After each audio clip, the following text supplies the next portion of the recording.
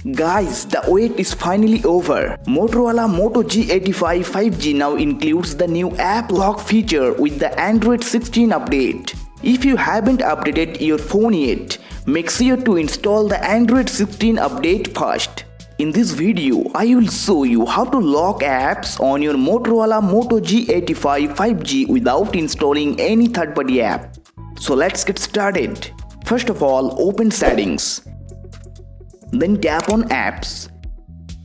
After that, scroll down and you will see the app lock option. Just tap on it.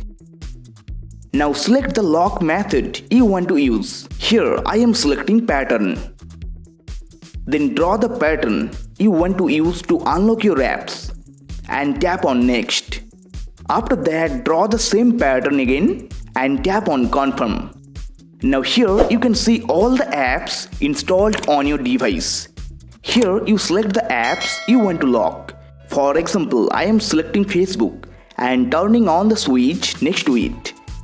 That's it, your Facebook app is now locked. Now whenever you open Facebook, you will need to enter your pattern to unlock the app. If this video helped you, please like the video and subscribe to the channel.